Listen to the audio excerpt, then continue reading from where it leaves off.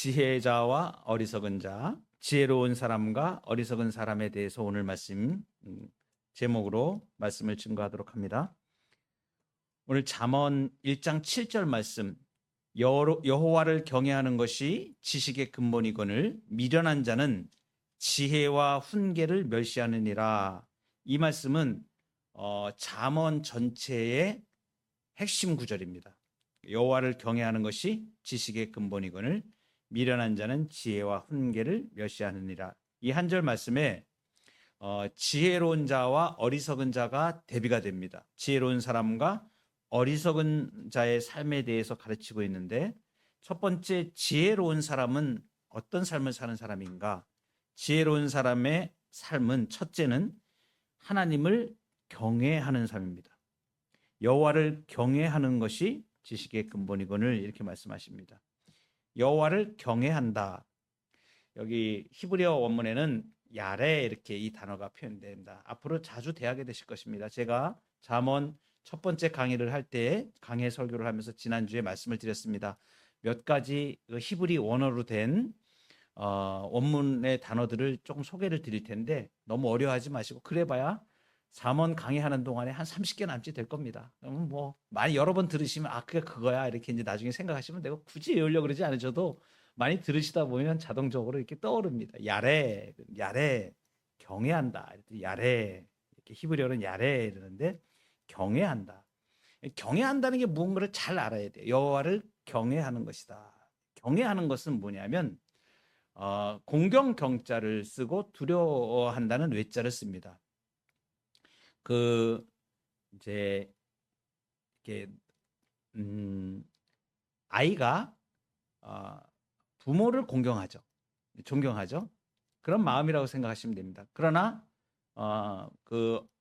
아버지가 엄격한 아버지인 경우에 내가 무언가를 이렇게 잘못할 경우에는 그 아버지의 엄격함 때문에 내가 두려움을 같이 갖지 않습니까? 그렇다고 해서 그 두려움이 무슨 공포라거나 이런 건 아니잖아요. 그런 의미로 보시면 됩니다.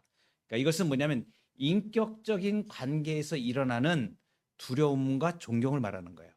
그런데 이것은 가장 중요한 게 뭐냐면 마음과 삶의 태도를 말하는 거예요. 자세, 마음과 삶의 태도를 말하는 거예요. 사람이.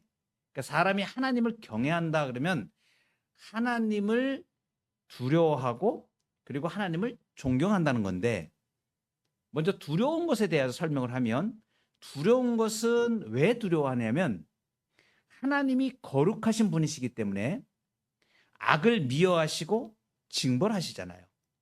그러니까 하나님은 죄를 싫어하시는 분이세요. 미워하시는 분이세요. 그래서 하나님을 경외한다는 것의 이 의미, 두려워한다는 그 의미는 정말 정확히 표현하면 우리가 거룩한 위치에서 하나님을 두려워하는 삶을 말하는 거예요. 내가 하나님의 뜻대로 행하지 않으면 내가 큰일 나지 라는 그 마음의 자세로 하나님 앞에 두려움으로, 경건함으로 서는 마음 자세를 말하는 거예요. 두려움으로 서는 거예요. 죄를 두려워하고 내가 하나님 앞에서 거룩한 삶을 살아야지, 이렇게 마음과 삶으로 태도를 갖는 것을 말하는 거예요. 그러면 하나님을 경외하는 자는 죄를 어떻게 할까요? 죄를 미워하게 되는 거예요. 죄를 멀리하게 되는 거죠. 그러니까 하나님을 의식하면서 바로 이 거룩한 위치에서 하나님을 두려워한다는 것. 이것이 이제 내 마음과 삶에서 하나님을 두려워하는 삶으로 나가는 거예요. 경외한다는 의미 안에 바로 이 의미가 들어있는 거예요. 그리고 또 한 가지 가장 중요한 거, 하나님은 죄를 미워하시고 악을 미워하시고 심판하시고 징벌하시기만 하는 하나님이 아니시고 당신의 백성을 구원하시고 축복하시는 분이잖아요. 그렇죠? 그러니까 상도 주시고 구원하시고 축복하시는 분이니까 그 구원과 축복이 어때요? 우리한테는 너무나 감사하고 존경스러운 거죠. 그러니까 이것이 공경하는 거죠. 하나님을 존경하는 기쁨의 대상이 되는 거죠. 그러니까 어떻게 돼요? 그 존경하니까 그 하나님의 말씀을 내가 겸손한 위치에서 받고 그 하나님의 말씀을 듣고 그대로 순종하여 나갑니다. 존경한다는 것은 그 사람의 말을 잘 듣는 것을 말하는 거예요.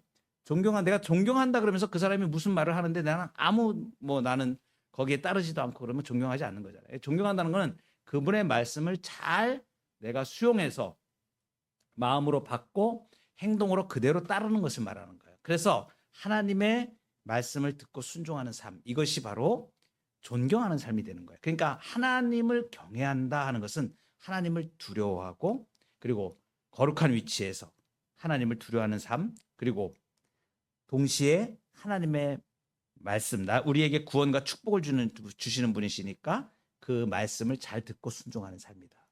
이것이 하나님을 경외하는 삶이다. 그런데 오늘 말씀 1장 7절 말씀에서 여호와를 경외하는 것이 지식의 근본이다. 그런데 이 근본이라는 말이 표현하기가 조금 어렵습니다. 그래서 원문의 뜻으로 그대로 해석을 하면, 직역을 하면 여호와를 경외하는 것이 지식의 시작이다, 이렇게 돼 있어요. 그러니까 이 근본이라는 것은 시작이라는 것을 말해요. 그러니까 여호와를 경외하는 것이 내가 모든 지식을 다 통달했다는 게 아니에요. 여호와를 경외한다는 것이 바로 그 시작점이다라는 걸 말하는 거예요. 시작점. 모든 것을 통달했다는 의미가 아니고 여호와를 경외하는 것이 바로 그 지식의 시작이다. 이렇게 생각하면 됩니다. 그래서 오늘 지혜로운 사람은 첫 번째로 하나님을 경외하는 삶을 사는 사람이다. 이렇게 우리가 정리할 수가 있고, 두 번째는 지혜를 소중히 여기는 삶입니다. 1장 7절 중반절에 보면 미련한 자는 지혜와 훈계를 멸시한다 그래서 지혜와 훈계를, 미련한 자에 대한 부분을 얘기하는데, 반대로 보면 지혜로운 사람이 되죠. 그러니까 지혜로운 자는 지혜를 소중히 여기는 사람. 지혜로운 삶을 사는 지혜를 소중히 여긴다. 지혜의 두 요소는 우리가 지난 시간에 공부를 했습니다. 그죠? 구원에 이르는 신령한 지혜. 두 가지 영역이, 두 가지 요소로 표현된다 그랬죠. 지혜가 뭔가, 호크마가 뭔가, 구원에 이르는 신령한 지혜. 그죠? 예수 그리스도가 하나님의 지혜시다. 그러니까 기억나시죠? 그 다음에 삶에 대한 지혜. 그죠? 어떤 대상을 구별하고 분석하는 능력. 그래서 신앙과 삶, 두 가지의 지혜를 다 얘기한 거예요. 이 지혜가 신앙과 삶의 두 가지 지혜를 얘기하고 있죠. 그래서 이 지혜를 소중히 여긴다. 그 중에서 구원에 이르는 신령한 지혜는 바로 구원의 지식인 하나님과 나를 아는 두 지식, 그리고 하나님에 대한 이중 지식인 삼위일체 하나님과 예수 그리스도를 아는 지식. 이거 봐, 영생입니다. 그죠? 요한복음 17장 3절에 말씀하신 영생은 유일하신 참 하나님과 그의 보내신 자 예수 그리스도를 아는 것이니다 했잖아요. 그 아는 것, 그러니까 구원에 이르는 지식, 구원에 이르는 신령한 지혜, 이것은 하나님과 나를 아는 그 두 지식, 그리고 하나님에 대한 이중 지식, 삼위일체 하나님과 예수 그리스도를 아는 지식, 이것이 지혜입니다. 이것은 우리가 주기도문 할 때도 여러 번 우리가 배웠습니다. 가장 중요한 지식이죠. 그리고 이제 우리의 삶에 대한 그 지혜가 있습니다. 이렇게 지혜를 소중히 여기는 삶이 바로 지혜로운 자의 삶이다. 지혜로운 자는 훈계를 소중히 여겨요. 훈계는 우리가 지난 시간에 공부를 했습니다. 훈계라고 표현하는 것은 무사르라고 말씀드렸죠. 무사르. 경건의 훈련을 말합니다. 그죠? 훈계라는 것은 경건의 훈련을 소중히 여기는 삶을 말하는 거예요. 그래서 경건의 훈련은 바른 예배의 삶과 일통하는 거죠. 그래서 바른 예배의 삶을 살아간다. 한마디로 말하면 어떤 걸 소중히 여기는 거예요? 경건의 훈련에 힘쓰는 자들이에요. 이 훈련을 받는 자들이에요. 말씀과 기도. 우리의 신앙의 가장 중요한, 경건의 훈련 중에 가장 중요한 것이 말씀과 기도입니다. 그러니까 말씀과 기도에 전념하는 자들. 또 그러니까 이 경건의 이 훈련을 소중히 여기는 사람은 기도를 소중히 여겨야 됩니다. 이것이 지혜로운 사람입니다. 그리고 네 번째로 아버지의 훈계를 듣고 어머니의 가르침을 소중히 여기는 삶입니다. 8절에 보시면 8절 9절 내 아들아 네 아비의 훈계를 들으며 네 어미의 법을 떠나지 말라. 이는 네 머리에 아름다운 관이요 네 목에 금사슬이니라 이랬습니다. 8절에 보면 내 아들아 네 아비의 훈계를 들으며 네 어미의 법을 떠나지 말라. 이 아버지와 어머니의 가르침을 받으라. 이 아버지의 훈계와 어머니의 가르침은 집에서 부모를 1차적으로는 말하는데, 사실 이 의미는 어떤 거냐면 믿음의 아버지인 아브라함으로부터 우리에게 나의 부모에까지 계승된 언약의 말씀으로 사는 삶을 말하는 거예요. 그러니까 하나님의 말씀이 우리에게 전수되어진 것, 이것을 말하는 것이죠. 그래서 이러한 가치관으로, 말씀의 가치관, 말씀의 세계관으로 삶을 살아가는 그 기준과 표준과 상식과 문화가 되는 것을 말해요. 여기서 우리가 신앙교육의 가장 기본적인 단위를 우리에게 알려주시는데, 여기서 아버지의 훈계와 어머니의 가르침이라고 이렇게 말씀하시잖아요. 그러면 성경은 어떻게 신앙교육을 시키는가 하는 신앙교육의 가장 기본적인 단위가 어디인가를 말해줘요. 가정입니다. 그것이. 가정인데 그 가정 안에서 부모는 가르치는 자로, 그리고 아들은 배우는 자로 규정되었습니다. 그러니까 교육에 있어서 부모가 하나님의 모형이 되는 거예요. 이 원리를 잘 우리가 알아야 됩니다. 그러니까 부모의 권위와 교훈이 결국 하나님의 권위와 말씀을 대신하는 거예요. 그러니까 부모의 위치는 뭐냐면 자녀들에 대해서는 하나님을 대신하는 위치라는 것이에요. 그래서 우리가 유아인 경우에 어린아이 때 아직 아무것도 모르는 아이를 유아 세례를 주잖아요. 유아 세례를 줄 때 우리가 그 부모님이 서약을 하지 않습니까? 이 아이를 말씀과 경건으로 훈련시키겠습니다. 하나님의 말씀으로 이 아이를 키우겠습니다. 이 아이를 위해서 기도하겠습니다. 이런 서약을 하잖아요. 유아 세례할 때 부모님이. 이것은 뭐냐면 하나님을 대신하는 거예요. 하나님을 대신하는 것입니다.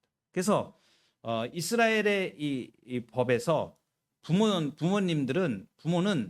공적인 장소에서 들은 하나님의 말씀을 가정으로 가지고 갑니다. 그리고 가정으로 가지고 가서 그 자녀들에게 다시 교훈하고 훈계하는 거예요. 그리고 자녀들은 누구에게 묻고 배우냐면 부모님에게 묻고 배우는 거예요.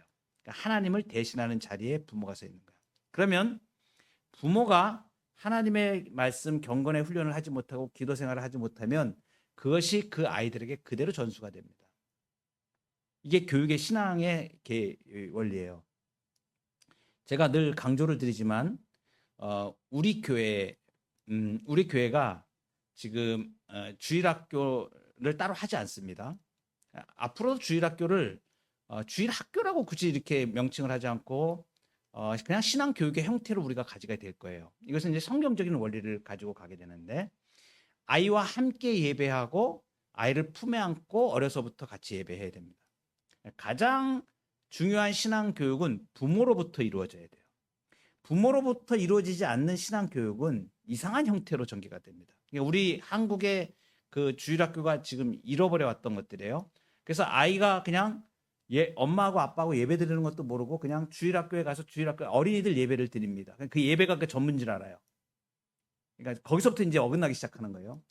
진정한 예배를 경험하지 못하고 자라는 세대가 되는 거예요. 그래서 예배가 예배되지 못하는 그러한 그냥 아이들 놀이터처럼 그렇게 돼버려요. 그러니까 예배를 하나님 앞에 예배 드리는 것을 엄마 아빠와 같이 경험하는 경험이 없습니다. 이게 신앙의 교육에서 이 기억이 굉장히 중요하거든요. 그래서 어렸을 때 이 아이가 엄마 아빠 함께 예배를 드리면서 진정한 예배로 딱 나아갈 때 성령께서 이 아이를 감동하시거든요. 보통 우리가 어른들이 생각할 때는 이거 뭐 아이가 무슨 뭐 설교 말씀을 제대로 들을 수가 있어, 뭘 할 수 있어? 아닙니다. 예배를 드릴 때 정말 엄마 아빠가 눈물을 흘리면서 찬송을 하고 감격해서 기도하고 아멘하고 하는 그걸 배우는 거예요. 그와 동시에 얘는 몰라요. 아이는 어차피 이 아이는 주일학교 가서도요 다른 얘기들 많이 듣지 않습니다. 성경 이야기 이런 것들은 다른 시간에 얼마든지 할 수가 있어요. 가장 중요한 거는 예배를 놓치고 딴 걸 하는 거예요. 오늘날의 이 교회 교육의 문제가, 제가 이것 때문에 통탄을 하면서 이 연구를 하다가 우리가 잃어버린 게 무엇인가, 제가 주일학교 교사도 했고 주일학교 부장도 했고 주일학교 전체 앞으로 교회 주일학교가 어떻게 돼가야 되는가 이런 연구도 엄청 대안학교까지 제가 다 공부를 하면서 결론을 얻은 거예요. 60평생에 제가 주일학교서부터 출발했던 사람입니다. 저도. 근데 주일학교 때 제가 가장 기억에 남는 건 어른 예배에 참석해서 제가 예배를 드리고 성경 암송했던 거 딱 그거 기억나요.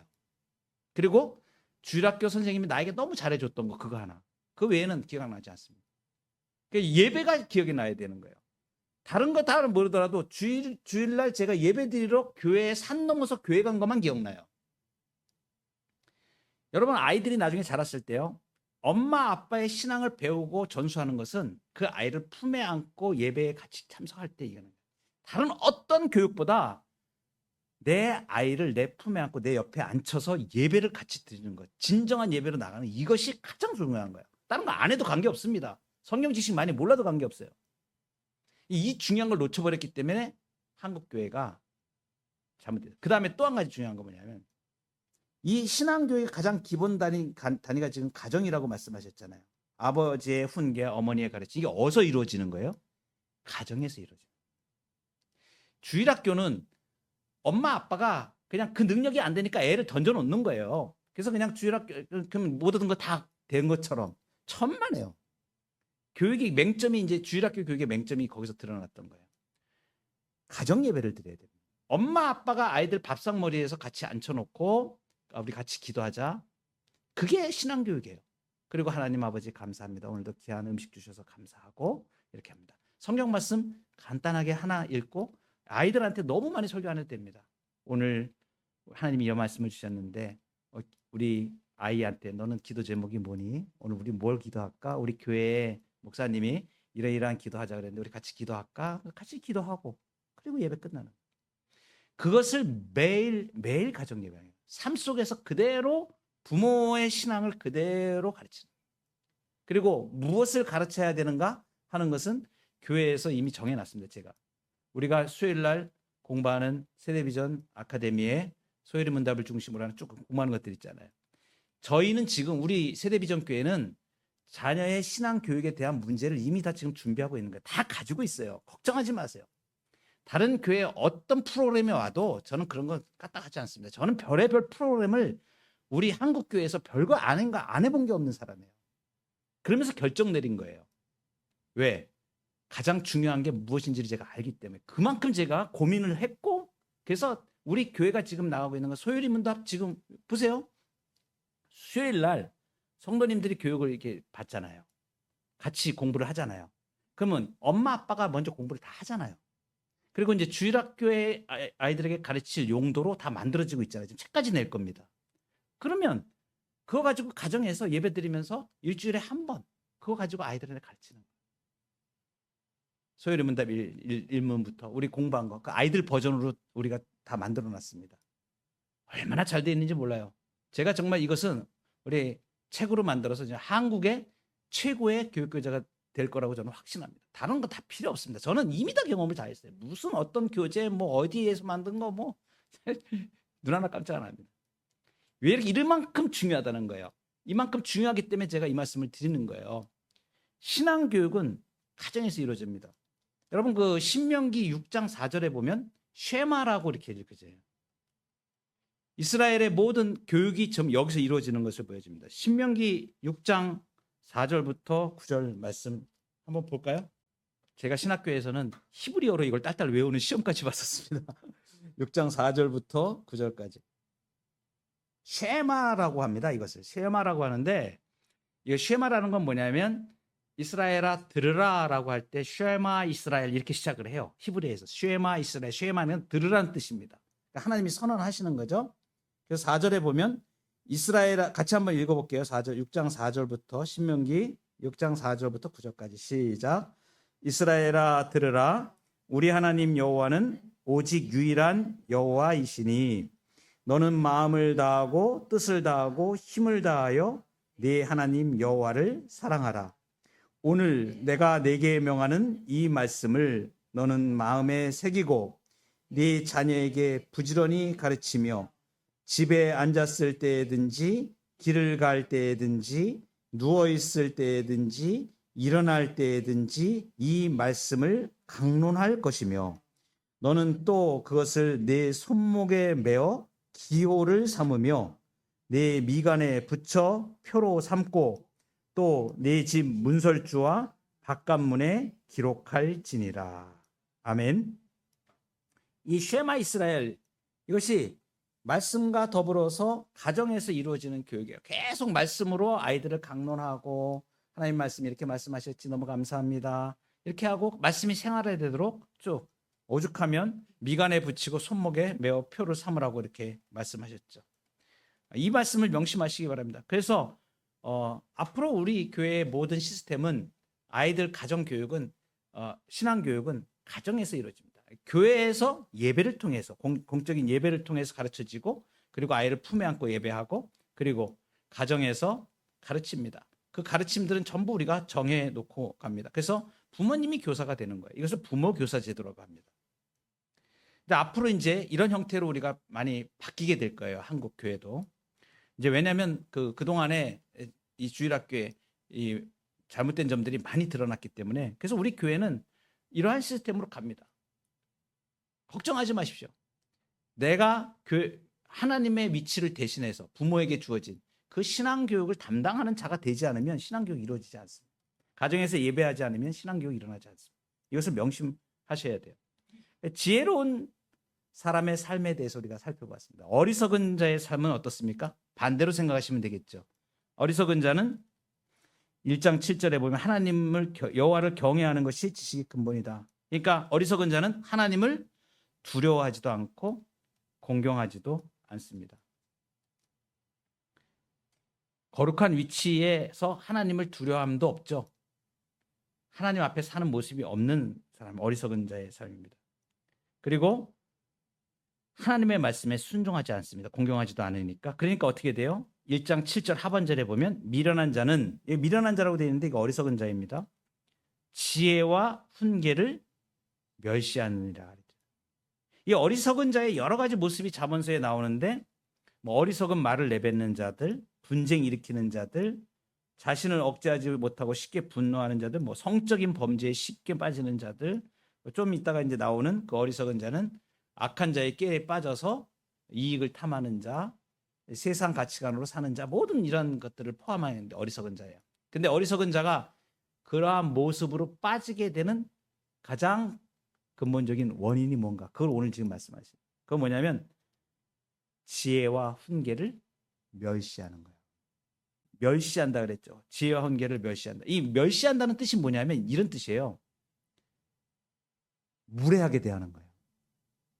그리고 얕보다라는 의미입니다. 얕보다. 멸시한다. 근데 이건 뭘 말하냐면 이것도 역시 마찬가지로 마음의 태도를 말해요. 마음과 삶의 태도를 말해요. 경외하는 것과 정반대입니다. 완전히. 경외하는 것의 반대말이 바로 이 멸시하는 거예요. 그러니까 하나님의 말씀을 이건 막 헌신짝처럼 생각하는 거죠. 하나님을 멸시하는 자가 하나님께 존대함을 받는 삶을 살 수 있다는 것은 말도 안 되는 일이잖아요. 하나님을 멸시하고 하나님의 말씀을 멸시하는 자니까 망하는 삶을 살게 돼요. 비참한 삶을 살게 돼요. 이것이 그 하나님의 말씀을 멸시하는 것입니다. 근데 여러분 우리가 잘 알아야 될 게 있어요. 이 사람이 지금 두 사람이 지금 대별이 되잖아요. 지혜로운 사람하고 어리석은 사람이 대별이 되잖아요. 그러니까 지혜로운 사람은 거기에 하나님을 경외함이 들어있고 지혜와 경건의 훈련을 소중히 여기잖아요. 그런데 그것이 지혜와 경건의 훈련이 자리하지 않으면 하나님을 경외하는 게 자리하지 않으면 뭐가 거기에 들어오냐면 세상 가치관이 들어오게 되는 거예요. 그러니까 하나님을 경외하고 지혜와 경건의 훈련을 소중히 여기는 사람은 세상 가치관이 점점 멀어져요. 못 들어와 얘가.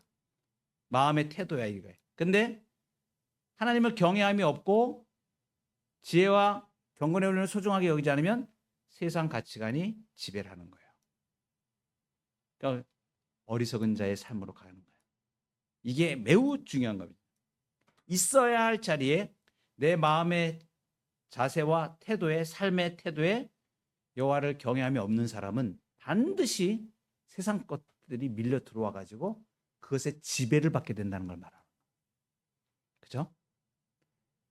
성령의 사람이 되지 않으면 날마다 세상 가운데 휩쓸려 사는, 그러니까 어리석은 자의 삶을 살게 됩니다.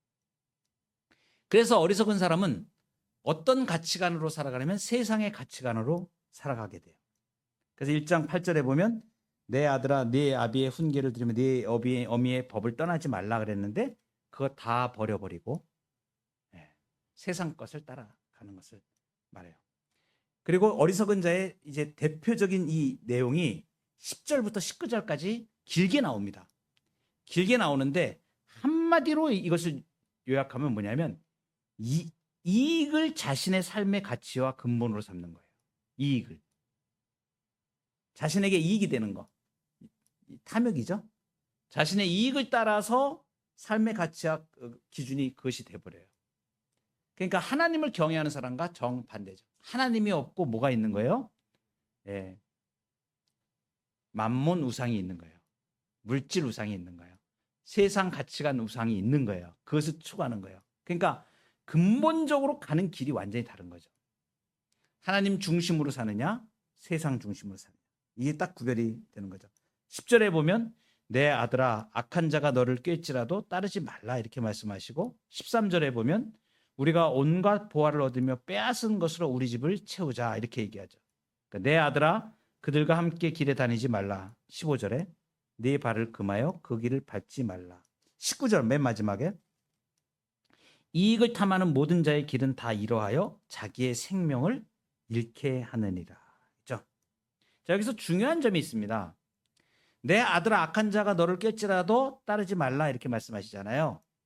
그죠? 예전에 우리 속담에 까마귀 노는데 백로야 가지 마라 이런 얘기 있죠. 까마귀 노는데 백로가 가면 새까맣게 물린다고 좋은 친구를 사귀어야 된다 얘기 하잖아요. 근데 이 원리가 굉장히 중요한 원리예요, 사실은. 오늘 성경에 말씀하시는 잠언의 말씀에서도 내 아들아 악한 자가 너를 깰지라도 따르지 말라 이러는데 무슨 말씀이냐면 지혜로운 자를 좋아하고 하나님을 경외하는 사람을 좋아하고 경건의 훈련을 좋아하고 말씀과 기도로 사는 사람을 좋아하고 그 사람 옆에 잡고 있고 그 사람들과 친구가 되면 그 영향을 내가 받는 걸 말하는 거예요. 그러니까 지혜로운 자와 함께 있는 자는 그 지혜의 영향을 받게 되는 거예요. 그런데 악한 자와 함께 있는 자는 그 영향을 받아서 유혹을 받아가지고 망하는 자리에 가게 된다. 이게 굉장히 중요한 원리입니다. 여러분 성경의 원리가 어떻습니까? 달란트의 비유를 통해서 예수님이 말씀해 주시는 거 있죠? 어떤 성경의 원리는 모두가 잘 사는 게 아니에요. 성경의 원리는 모두가 잘 사는 게 아닙니다. 잘 아셔야 돼요. 어떤 자가 잘 살아요? 어떤 자가 잘 돼야 돼요? 착하고 충성된 종이잖아요. 한 달란트를 받아서 그걸 그대로 숨겨놨다가 그 주인의 뜻대로 충성되지 않게 한 달란트 그대로 내가 갖고 가는 사람은 10달란트는 10달란트 받은 사람은 그래서 장사해서 10달란트 또 남겨가지고 주인 앞에 내놓잖아요. 5달란트 받은 자도 5달란트 잘 운영해가지고 5달란트 더 벌어가지고 주님 앞에 내놓잖아요. 한 달란트 받은 자는 잘 숨겨놨다가 주인이 엄한 사람인 줄 알고 그 숨겨놨다가 한 달란트 따면 돼. 어떻게 합니까? 그 한 달란트를 뺏어서 10달란트 가진 자에게 줍니다. 이게 뭐예요? 착하고 충성된 종이 복을 받는 거예요. 그러니까 하나님의 원리는 어떤 사람이 복을 받느냐면 하나님의 지혜로 사는 사람에게 하나님이 복되게 하시는 모든 약속을 해주셨는데 그와 더불어서 지혜로운 자는 더 잘 되는 거예요.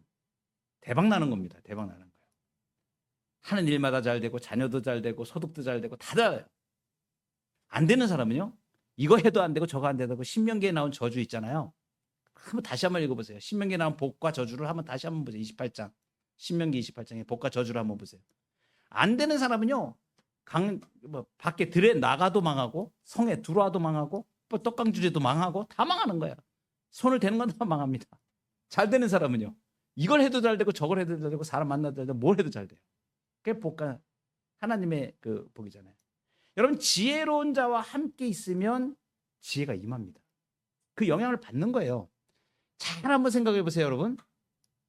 그래서 말씀과 은혜 가운데 있는 자를 옆에서 자꾸 하면 나도 그 영향을 받아서 내 마음도 사랑스러워지고 내 마음도 충만해지고 그리고 충성되이 갑니다. 그런데 맨날 불평하는 자 옆에 있고 감사도 없고 그리고 삐딱하게 맨날 부정적으로 보는 사람들 있잖아요. 그 사람 옆에 있으면 물들어요. 그래가지고 자기도 부정적이 돼 자꾸. 여러분 예수 믿는 사람들은 긍정적이어야 됩니다. 왜? 하나님 안에서 우리가 예라고 말하자면 고린도서에 보면 이것은 우리의 삶의 태도를 결정하는 문제예요. 그래서 예수 믿는 사람은 믿음 안에서 예수 그리스도 안에서 우리가 모든 것을 할 수 있는 이라예요. 항상 못합니다, 안 됩니다 이런 거 없어요. 하나님이 허락하시면 우리는 무조건 다 합니다. 이렇게 가는 거예요. 그래서 예수 믿는 사람은 부정적이면 안 돼요. 삐딱선 타고 자꾸 부정적으로 세상을 부정적으로 보고 안 됩니다. 안 되는 거 먼저 생각. 이런 사람들은 자꾸 안 되는 쪽으로 가는 거예요. 그러니까 이제 지혜로운 사람 옆에 있으면 무엇을 보게 되면 이 긍정 마인드를 다 수용하게 돼요. 그래서 항상 하나님의 시각이 뭐니까 하나님 안에서 우리를 온전케 하시는 예수 그리스도의 은총을 우리 땅 가운데 그 가치관으로 사는 거거든요. 그러니까 우리는 기본적으로 생각과 판단하는 것이 다른 사람들이에요. 무슨 기준으로 생각해요? 하나님의 기준으로 생각하기 때문에 그래요. 근데 세상적인 기준은 항상 부정적이고 그리고 안 되고 그래요. 그래서 이게 뭐냐면 지혜로운 자와 함께 있는 자는 자꾸 지혜의 영향을 받게 되고 악한 자와 함께 있는 자는 그 영향을 받아서 망하는 자리에 가요. 그래서 지금 뭐라고 말씀한 거죠? 그 길, 악한 자가 너를 깰지라도 따르지 말라. 그 길로 가지 말라. 15절에 보면 내 아들아 그들과 함께 길에 다니지 말라. 네 발을 금하여 그 길을 밟지 말라. 여러분 신앙생활 하면서 믿음을 지키는 방법 중에 하나가 있어요. 부정적인 얘기하는 사람 있잖아요. 그러면 다시부터 나한테 얘기하지 마. 이렇게 얘기해야 돼요. 교회 내에서도 부정적인 얘기를 해서 있어요. 다시는 나한테 그 얘기하지 마. 나 안 들을래. 왜냐하면 내 영혼을 갉아먹는 얘기들이에요. 부정적인 얘기들. 항상 조심하셔야 돼요. 이것을. 또 솔깃하게 이렇게 들어갈 수가 있어요. 남의 말 하는 사람들, 막 이런 사람들. 절대 듣지 마세요. 딱 듣다가 됐어요. 그런 얘기 하지 마세요. 나 안 들을래요. 부정적인 얘기 저는 안 듣습니다. 하고서 나를 지켜야 되는 거예요. 지혜로운 사람과 어리석은 자의 결말을 우리가 한번 보도록 합시다. 지혜로운 사람의 결국은 어떠한가? 1장 9절에 보면 이는 내 머리에 아름다운 관이요 내 목에 금사슬이니라 이렇게 말씀하십니다. 여기서 이제 이 지혜로운 사람의 결국을 우리가 볼 때 이 사람은 어떤 삶을 살기 결과가 어떤가? 이 지혜로운 사람의 결국은 과일에 과즙이 가득한 것과 같은 아름다운 삶이에요. 여러분들이 먹음직한 과일이 있는데 이거 한 입을 이렇게 탁 베어 물면 그냥 과즙이 그냥 풍신해가지고 와 맛있다. 여러분 황도복숭아 여름에 한번 드셔보셨어요? 진짜 맛있는 황도복숭아 한 입을 그냥 딱 깨물면 와 그 신선한 맛, 단맛, 막 신맛 합쳐져가지고 맛있는 맛이 이 과즙이 꽉 차 있는 거예요. 이게 뭐냐면 이런 사람을 말하는 거예요. 사람이 이 맛을 보니까 이 맛이 정말 가득 차 있는. 그래서 이 머리의 관이 뭐냐면 이 머리의 관은 고대 근동에서 승리한 사람들에게 머리에 쓰여졌던 화관을 말합니다. 이것은 뭐냐면 높은 지위를 말해요. 존귀함을 말합니다. 그러니까 머리의 관은 뭐냐면 높은 직책, 존귀함을 얻는다는 거예요. 그러니까 지혜로운 사람의 결국은 모든 사회에서 지혜로운 높은 위치 그리고 존귀한 위치로 살아가게 된다. 그래서 이 부모의 교훈을 잘 받아들이는 자가 존귀하며 아름다우며 영광스러운 삶을 누리게 될 것을 말합니다. 한마디로 말하면 하나님의 은혜를 받아 누리는 삶을 사는 것. 지혜로운 사람. 그래서 이 순종하는 자에게 주시는 실제적인 보상이에요. 하나님의 교육 방식이기도 합니다. 그래서 충성된 성도들에게 의의 면류관, 생명의 면류관을 약속해 놓고 계시록에서도 보면 이 말씀하시잖아요. 그러니까 이것은 뭐냐면 지혜로운 자가 받는 상급, 존귀하게 여겨지고 이 땅에서 존귀한 자로 살아가는 것을 말합니다. 성도는 존귀한 자들이라 말씀하셨잖아요. 이게 이 머리의 관을 말하는 거예요. 그 다음에 목의 금사슬 상징적인 언어인데 이것은 뭐냐면 명예와 풍요를 말합니다. 목의 금사슬, 이 고대 이집트에서 높은 재판관들 그리고 모범적인 봉사 그 보상을 상징하기 위하여 금목걸이를 이렇게 하사해 주거든요. 그래서 이제 성경에도 보면 요셉, 다니엘 이 사람들이 존귀하게 되었을 때 왕이 그 목에 금사슬을 걸어줍니다. 명예와 그리고 풍요를 상징하는 지위를 상징해 주는 거예요. 그러니까 이렇게 사회에서 아름다운 삶을 살 수 있는 존귀한 자로 살 수 있는 것을 말합니다. 마지막으로 어리석은 자의 삶의 결국을 한번 보도록 합시다. 1장 19절에 보면 이익을 탐하는 모든 자의 길은 다 이러하여 자기의 생명을 잃게 하느니라. 그러니까 내적 생명을 다 잃어버리고 삶의 기반이 무너지는 걸 말하는 거예요. 미래를 스스로 망쳐버리는 비참함과 참담함으로 가게 돼, 어리석은 자. 이 사람의 결말을 말합니다. 그 중에서 특별히 우리가 이제 잘 생각해야 될 게 이익을 탐하는 자는 이렇게 했죠. 굉장히 중요한 의미가 있습니다. 이 이익을 탐하는 자는 상대방의 재산을 약탈하고 그 약탈하는데 몰두해가지고 그것을 실제로 취하는 자를 말해요. 이익을 탐하는 자가. 그러니까 남의 재산을 약탈하는 일을 하는 것을 실제로 취하는 것을 말합니다. 그러니까 정상적인 경제 행위를 해서 남기는 게 아니라 강탈을 통해 가지고 부당한 재산을 축적하는 걸 말하는 거예요. 그리고 이에 집착하는 사악한 자들을 가리킵니다. 그러니까 이런 자들은 일시적으로는 재산을 모을 수 있을지 모르나 결국 어떻게 되는 거예요? 자신의 생명을 잃게 됩니다. 여러분 여기 주목해 보셔야 돼요. 이게 이 남의 재산을 약탈하는 것인데 이거는 재산의 소유에 대한 거잖아요. 그러면 심판을 하면 그 재산을 빼앗는 정도에서 끝나야 되는 거 아니겠어요? 우리가 일반적으로 생각하면. 근데 그게 아닌 걸 지금 말씀하시는 거예요. 뭐하고 연결이 되냐면 남의 재산을 약탈했는데 자기 생명을 잃는 거예요. 무슨 얘기? 하나님이 죽여버리시는 거예요.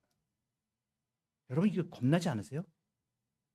남의 재산을 약탈했는데 재산에 대한 보상으로 처리하는 게 아니고 생과 사의 문제가 결정돼요. 이게 굉장히 중요한 말씀이에요. 그래서 재산을 약탈함으로 인하여 이와 비할 데 없는 그 자신의 생명을 약탈당하는 자가 돼요. 이 이익을 탐하는 자예요. 여러분 이거 엄청나게 중요한 말씀입니다. 우리가 일반적으로 생각하면 그것이 무슨 재산적으로 남의 재산을 이렇게 강탈한 거 이 정도의 우리가 일반적인 우리 그 사회의 형법이나 이런 걸로 따지면 그렇게 계산되잖아요. 그잖아요? 근데 그게 아니라는 걸 말하는 거예요. 이건 뭐냐면 생과 사의 문제로 기결이 되는 거예요. 타인의 소유를 취하는 일이 결국 자기의 스스로의 생명을 빼앗는 것입니다. 이거 너무나 중요한 게 어리석은 자의 삶의 결국에 가장 중요하게 이 문제를 말씀해 주시는 거예요. 이건 뭐냐면 만몬 중심으로 세상 가치관으로 이익을 탐해서 남의 것을 취하는 자는 자기 생명을 잃게 된다는 거죠. 엄청난 경고의 말씀이에요. 믿는 사람들은 절대 남의 것을 취하면 안 됩니다. 절대 취하면 안 돼요. 생명을 잃는 거예요. 생명을 잃는 거예요. 재산을 약탈하고 부정한 방법으로 남의 재산을 갈취하고 그렇게 하면 안 됩니다. 죽습니다. 생명을 이건 하나님이 심판하시는 심판의 말씀이에요. 심판의 말씀. 그래서 어리석은 자의 삶의 결국을 보여줘요. 비참한 자리로 가게 되죠. 지혜로운 자와 어리석은 자에 대해서 오늘 우리가 보았는데 우리는 하나님의 말씀을 하나님의 은혜로 지혜로운 사람의 길을 걸어가며 하나님을 영화롭게 하는 우리 모두가 되기를 축복합니다.